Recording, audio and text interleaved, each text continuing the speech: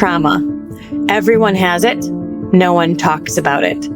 It seems easier to stay silent, ignore it, or stuff it than it does to honor it, learn from it, and finally heal. Trauma is debilitating, yet so often we suffer in silence. Trauma is not meant to be battled alone, and we are no longer going to suffer in silence. Together, we are creating a safe place to speak, to share our stories, and grow our strength as we heal. Together, we are giving a voice to those who have been silenced, bringing darkness into light, and letting God use our stories. Today, we find ourselves again. We relight our spark and let it light up the world. Stop Sis is a nonprofit organization dedicated to educating on issues of trauma and trafficking, as well as the amazing power of the healing journey. Welcome to Stop Sis.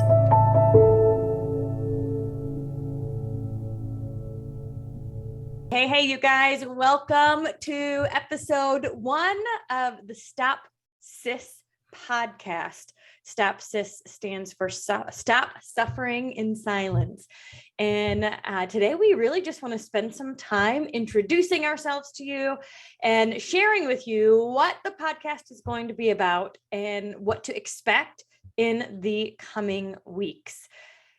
I feel like there's a lot of cool things that happened to bring this to fruition. And so we want to share with you a bit about that backstory. Hold on. And the dogs keep opening the door. So with me, I have Rachel Timothy. Rachel and I met about a year or so ago, and it's been a major God thing to see just what has transpired over that last year. So Rachel, why don't you introduce yourself a bit? Tell us a bit about who you are. And I guess let's start with how we met. Yeah. So Rachel Timothy, I'm a wife. I have 4 kids who are 11, 8, 7, and 5. And they keep me very, very busy.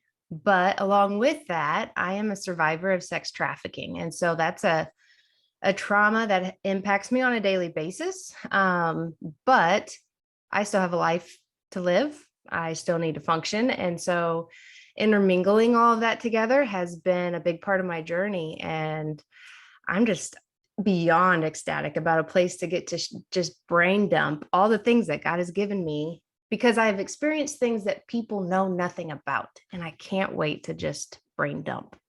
Yeah, your first book called OpenBlindEyes did just that. Like it opened blind eyes to a world of horrific trauma and more. But so what I'm excited about is that this is a place where we get to talk about some of the hard stuff. We get to talk about some of the things that you experienced and some traumas that other people have experienced, including addiction and domestic violence. And, living in this crazy world, all of us experience shock, awe, and grief at some point. So we're going to weave in discussions about that hard stuff. But we're also going to talk about the healing journey, because I know that's really important to you too. Yeah, absolutely. Because we can't stay stuck in that awful hell. And that's where I was, honestly, prior to meeting you. So really, my story began when I was 9, and it was just, I was groomed and tricked into a relationship with my coach, a teacher. He was an elder of a church, and abuse happened. Pictures and videos were made by him. I was sold to other men, and it went on through my 8th grade year. But then as an adult, I started to fight for justice. And when I did is when it's like my whole world once again fell apart, and I wasn't safe, and I was living in fight or flight all the time. And there were so many God moments that I didn't know it was going on at the time, but he was moving mountains behind the scenes. And then people would enter my life at the exact right moment, and another little bit of healing would take place, and then another and another. And by the time I met you, I had done some healing. I wasn't quite as much in that dark pit anymore, but I still had a long way to go. Even with just believing in myself again. And that was one thing you taught me right off the bat. Yeah. Yeah. So a little bit about my story. I was a clinical psychologist, and I got into the world of clinical psychology because I had this belief in people like these, like I was working at camp with inner city foster kids, and these kids came to camp with their head down and their guard up. And over the weeks together, I saw them truly start to blossom and to like let go of their guard and start to really shine. And I thought, these kids don't know how awesome they are. And it's my job to show them. And so I got into psychology because I thought this is the place where I can cast belief into people. And I really felt like this is where I'm supposed to be. And then I got my first job at a community mental health, and all of a sudden I'm overworked, underpaid, working with people that didn't really want help. And I got in this, like, this isn't it. This isn't what I quite signed up for. And because I knew what it was like to love what I was doing and have that spark, I went on and went to search for it again. You know, I'm like, what do I do? Do I live in this place that I don't really love, but I understand the paperwork? Or do I try to search again for that thing that like lights up my soul? And so I sought and I asked and I prayed, and eventually I was led to a network marketing company. And I spent the last 15 years growing a network marketing team, which meant I got to use my skills in a completely different way, working with people that did want help and helping them to get, you know, over the comfort zone and learn new skills and grow their belief as they were growing their business. And what was really cool about that is I got to learn how to be an entrepreneur. I learned how to, I don't know, like start a podcast and run a business and have an email list and launch programs and all these things that I got to do on the back end. And I was at this place where we had hit the top of our company, and I very quickly was like, all right, what's next? And I was sat there for a few years, like pivoting and, you know, again, kind of in that same place of, all right, I'm ready for that next thing. And I got a random message from a guy I had never talked to before. Yeah. And he just said he knew about my, you know, history with clinical psychology. And he knew, I mean, he just had known of my story, I guess. And we had some mutual friends. And he messaged me and he said, would you be interested in working with a trafficking survivor? And I said, yes. Tell me more. And so we got on a call, and he was just asking me questions, and we were chit-chatting. And I said, you know, I'm not licensed anymore, actually. I let that go when our business was taking off.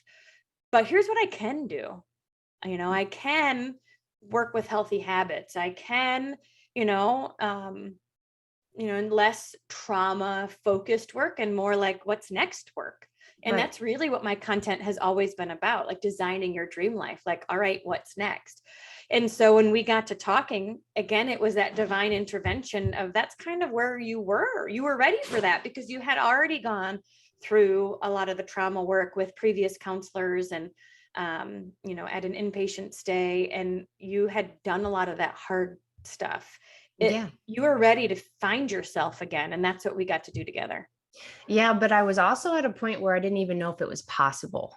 And so I think you and I, probably the first few months, it was even just, is there a possibility of me ever getting out of this funk? Because it was still overwhelming my life. And I remember too, you thought, if I remember right, that I was going to be like, not who I am anyway, not a mom of 4 kids and with a bachelor's degree. And, people just don't think that's what a you're exactly right. survivor looks like. I expected, and again, like, no, like, I feel rude saying this, I know, but I expected probably one of my old clients that was, I guess I worked in, there's two kind of things we think about. We think of inner city, living on the streets, homeless, addicted to drugs. And then my old job was in the country. And so I worked with a lot of country bumpkin, kind of like trailer park clients.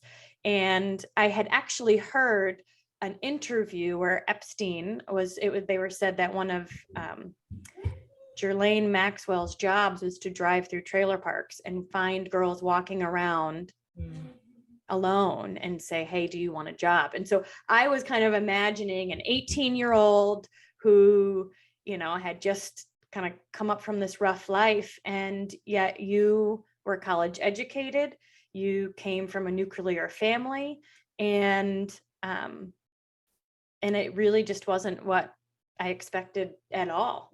Yeah. I mean, I was from a long line of suffering in silence, honestly, just still living my life, nobody knowing the hell that was really going on behind the scenes. Yeah. So, And I think so many times regardless of where we're at, our instinct is to shut down when suffering happens. And so one of the reasons why there's two like kind of catapults that said, all right, we got to get this out into the world. One was I was hosting a retreat months ago now, October, so like 8 or 9 months ago. And I had life happen in my home.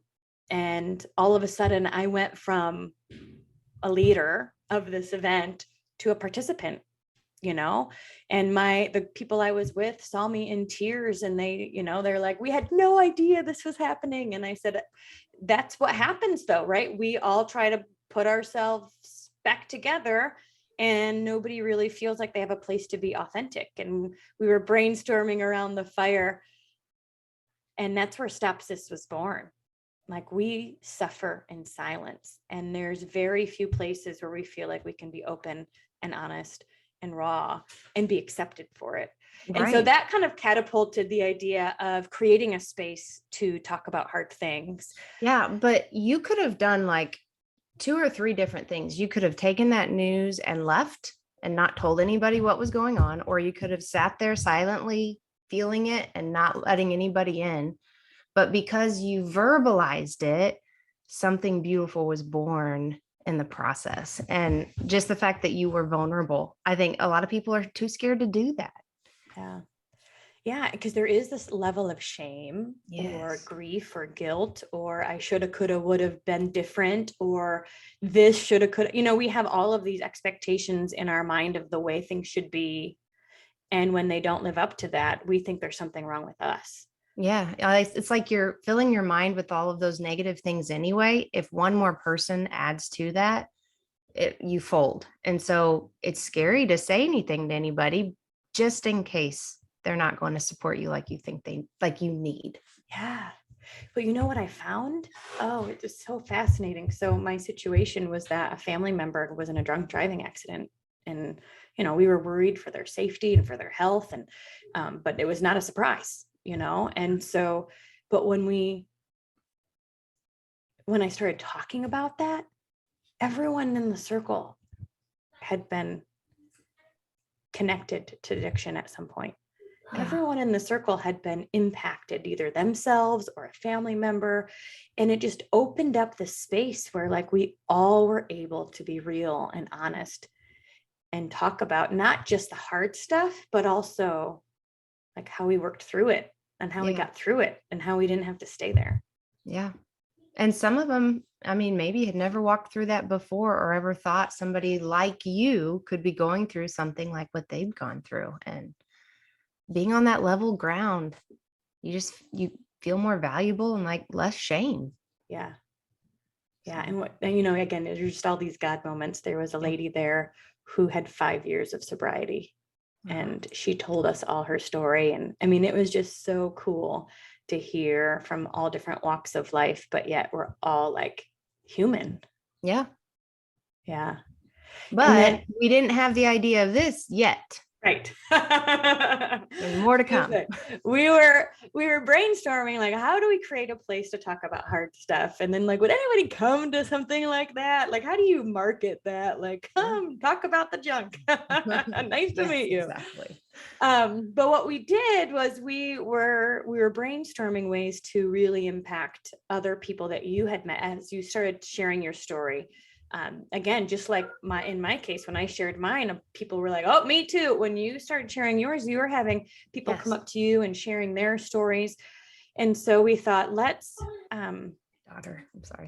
do workshop or a program and invite other survivors to be a part of it.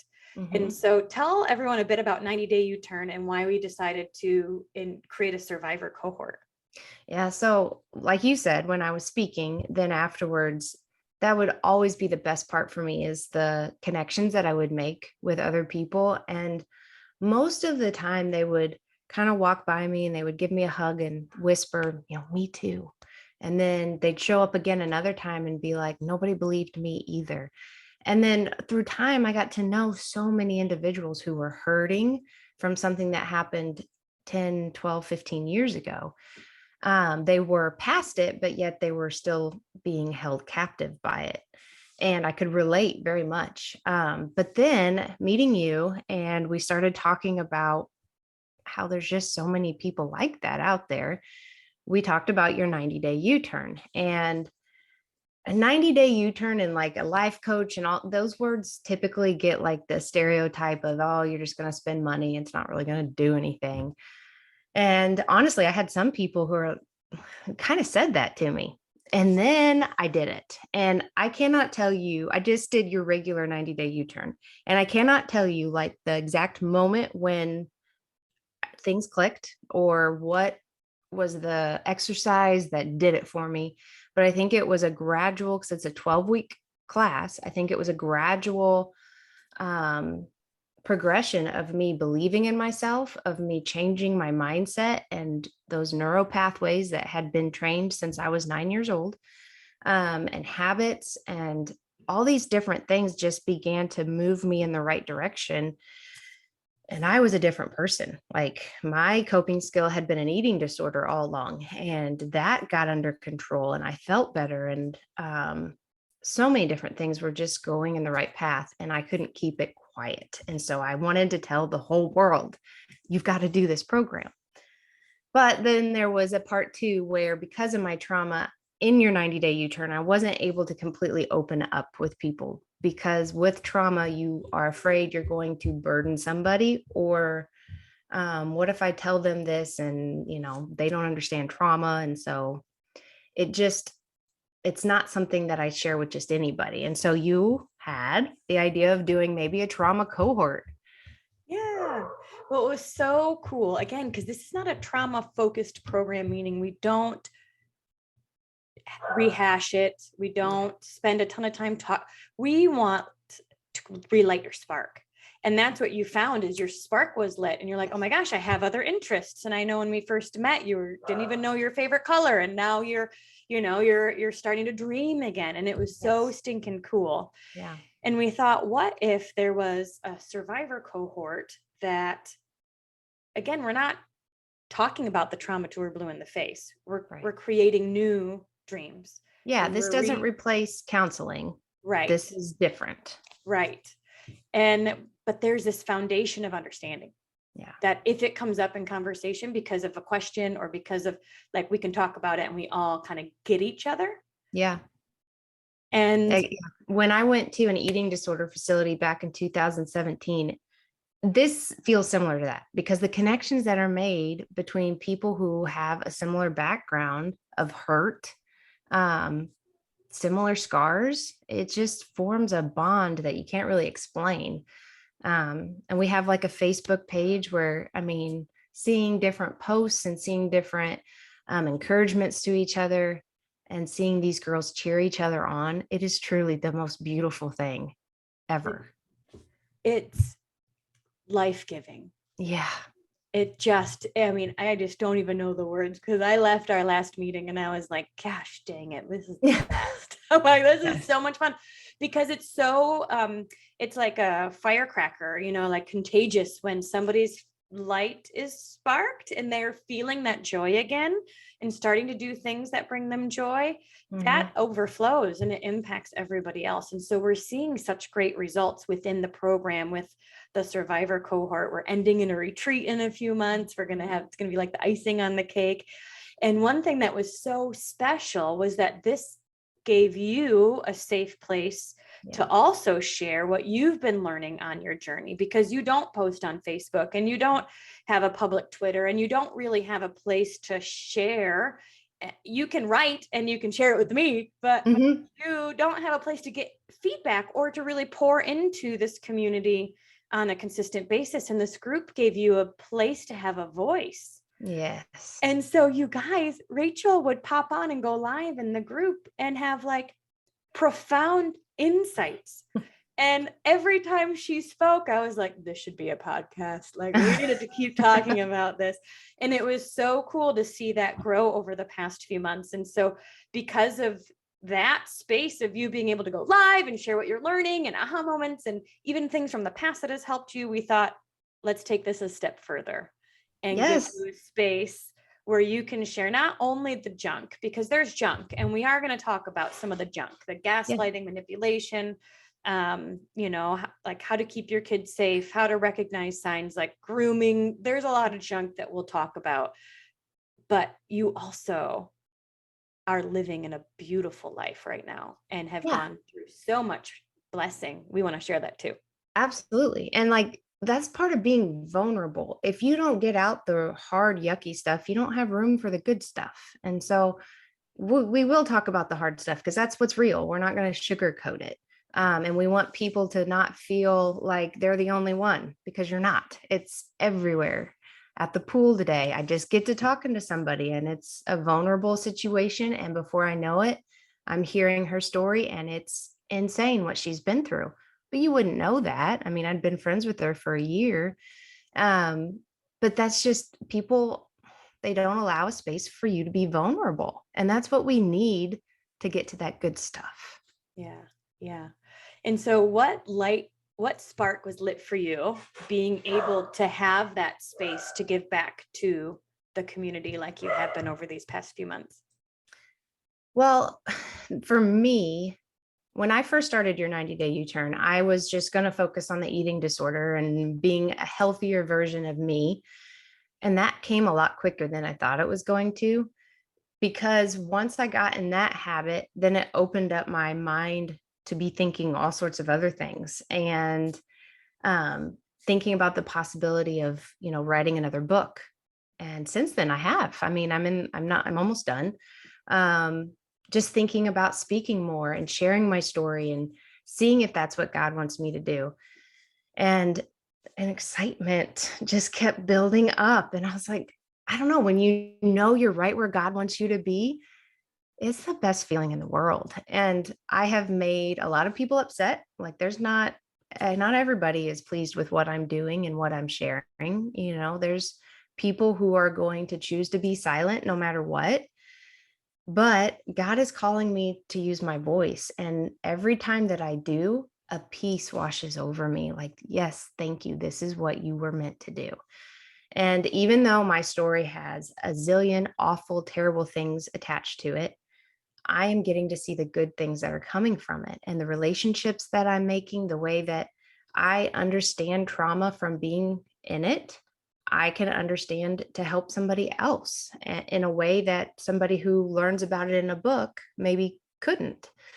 So it's just open doors, that not just helping people towards healing, but helping them get to the healer and having a relationship with Jesus. So it has been so dang cool. And it's been like months, not even that long.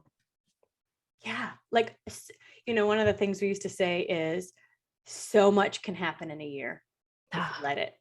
If you open up your heart and you say yes, even if it doesn't make sense and we don't quite understand, so much can change in a year. And we've really seen that. And I think one of the cool things is you're exactly right.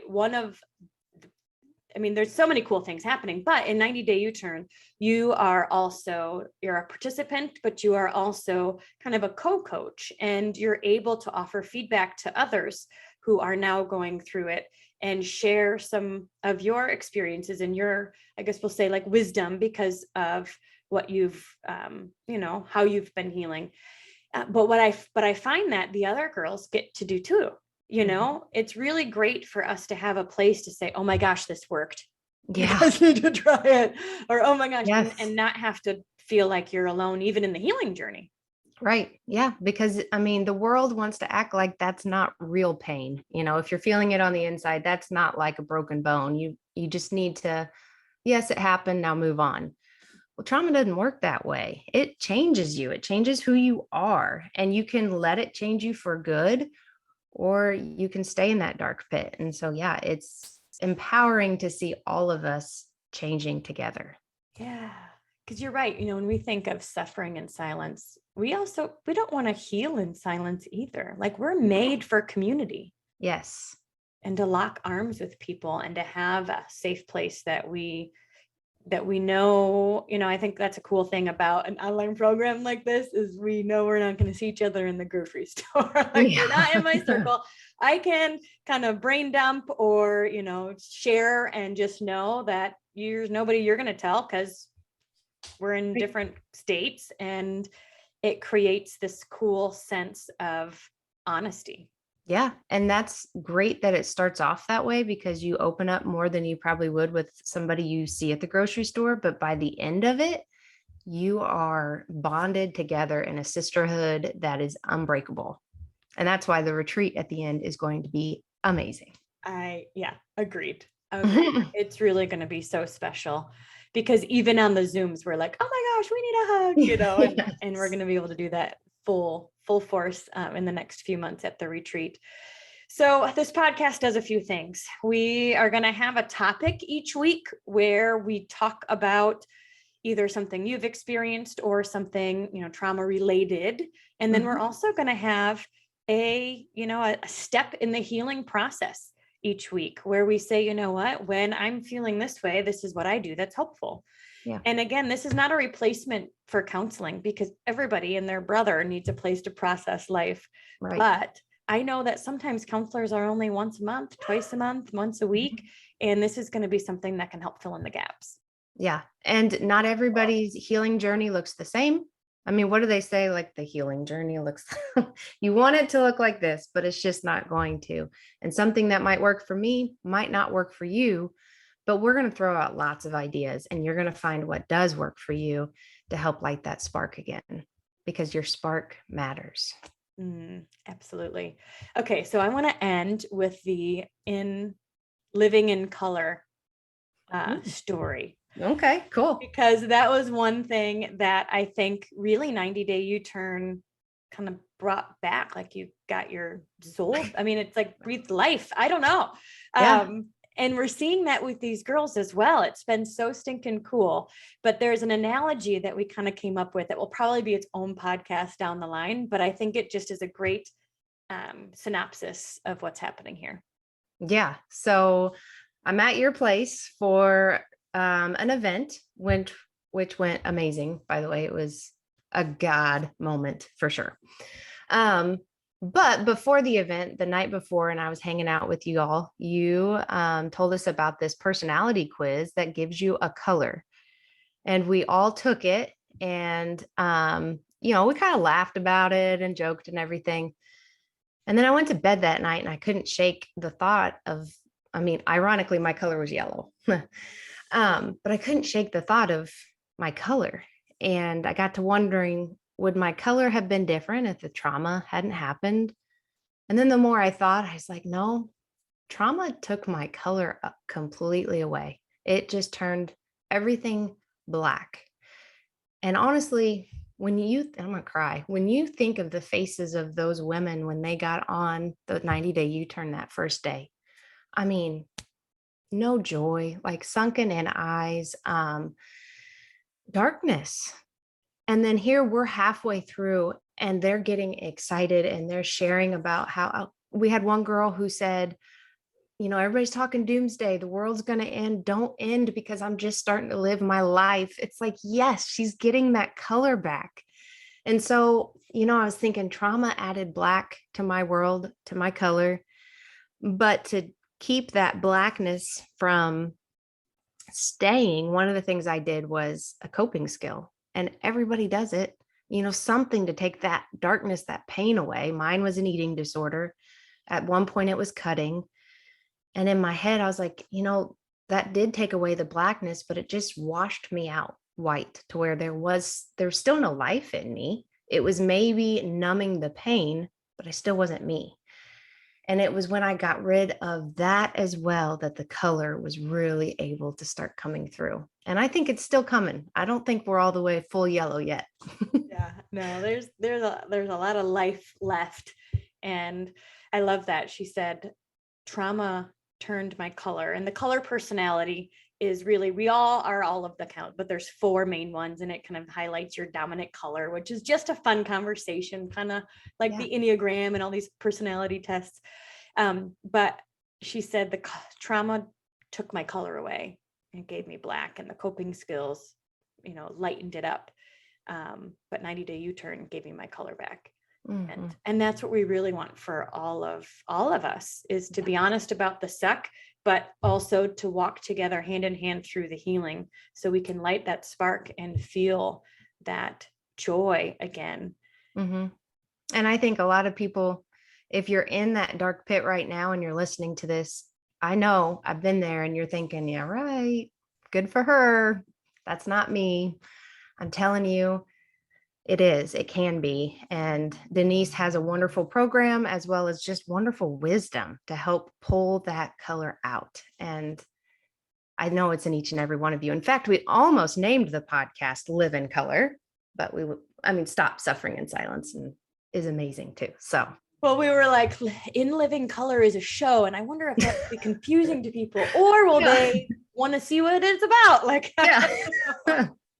we gave a lot of thought to this name. But yes, so here's what we know. We know that we are all created for such a time as this, and that spark, that little, like, that voice inside will continue to guide us. We just get to clear away the cobwebs so we can actually hear. And what we find is that the things that bring us joy, the things that we're good at, the things that typically doesn't change. And we just get to uncover it again. Yeah. I was speaking this last Sunday, and one of the things I told the crowd was, is there something in you that needs a voice that's never had a voice? And I mean, you could see the emotion in the crowd, and it was an older generation. And I think that generation was told to not share your pain. And so you could almost see like a tear, and then, nope, I'm not going to go there. And it's scary at times to actually let the tears fall, because you don't know if you're going to be able to pick yourself back up again. So what would you say to somebody who is interested and maybe curious about this conversation, but yet they're afraid to go there themselves? I wouldn't want them to ever go alone. That's the neat thing. And you wouldn't be the first, and you won't be the last. And once you get through it, there's something, it's like a good cry. You feel better afterwards. It's not easy. It's not fun. But even biblically, we're told, like, you see David in the Psalms, he gets angry. He lets out his heart of the pain that he's dealing with. But then in the very next Psalm, he's all, praise God, joyful, everything.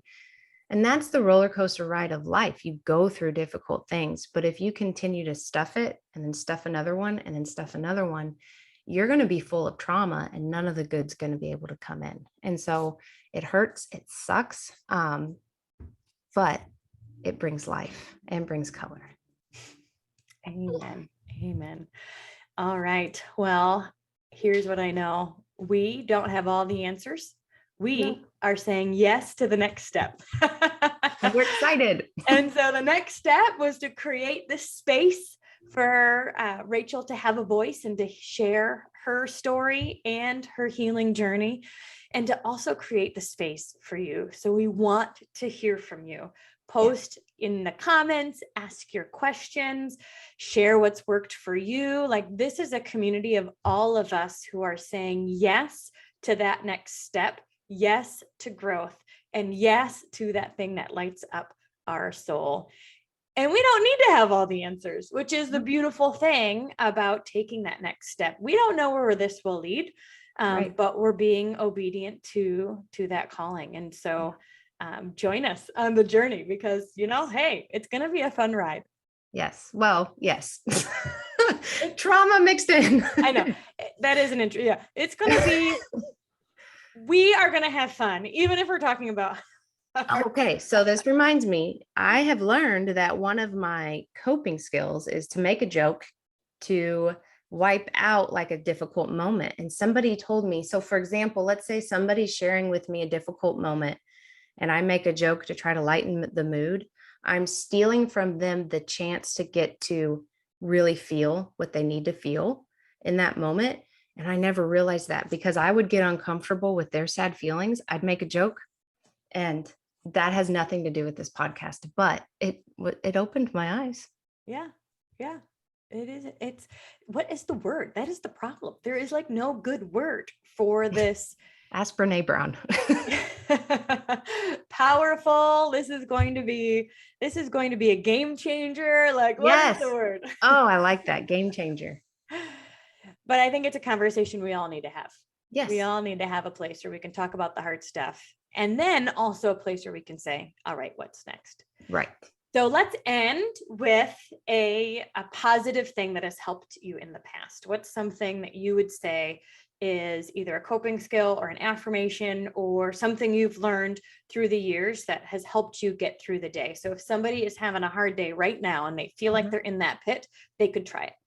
Okay, so I would do some sort of a meditation or hypnosis or affirmation, something that you can put earphones in that is telling you positive truths, because when you've been in trauma all day long, your brain is telling you those negative thoughts. But when you purposefully put those positive truths into your brain, it changes you. You literally feel a difference, and you don't think it will, but because of the way that our brain works, we are soaking that in, even our subconscious, and it changes things. And so my first recommendation is start with the things that you can control. You can listen to positive truths and you'll start to see a difference. I promise you. Awesome. Awesome. Well, I'll end with my favorite affirmation.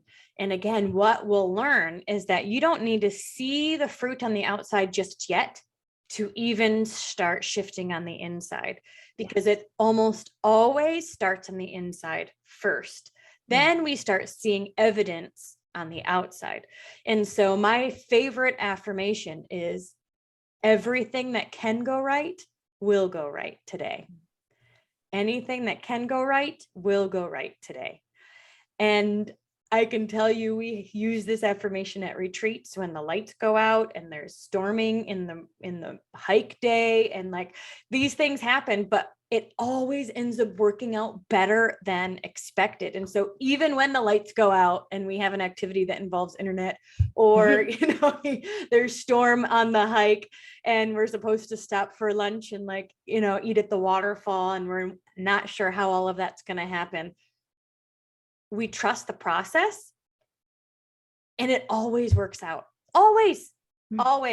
So my favorite affirmation is anything that can go right will go right today. So no matter where you're at on your journey, put on some positivity, some music, some affirmations, and speak that life over yourself, because that is something that you can control and it will impact you, if not immediately, soon. Yeah, because it maybe doesn't change the circumstances around you, but it helps you see what was there. And if you're only thinking negative, you're only going to see negative. So saying what she just said out loud will bring the positive to your eyesight. Awesome. Well, thank you so much, Rachel, for just saying yes to being a part of this podcast, for saying yes to 90-Day U-Turn, and then bringing in more people so we could truly continue to not only grow ourselves, but give back into the community. So you guys ask questions, let us know what you're thinking, let us know what you've experienced or what you would like us to talk about. And we're going to show up each and every week with a topic of trauma and a topic of healing, so we can all grow together. Awesome. Thanks so much. Suffering in silence, and we are going to heal in community. That's right. And I'm ready. Have an awesome week, you guys, and we'll see you next week.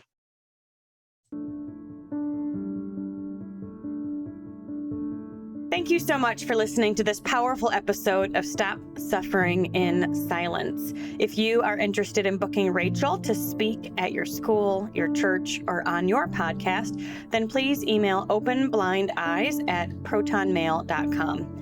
If you are interested in sponsoring a survivor on their healing journey and would like to donate to Stop Sis, then please check out the link in the description box or show notes below, or you can email stopsis@protonmail.com. And finally, if you are currently suffering in silence, or you know somebody who is, whether they're dealing with a current trauma or one from the past, then we will always recommend that you reach out to your local resources and find a counselor that you can trust, because nobody is meant to suffer alone. Have an amazing week, and thank you for being here.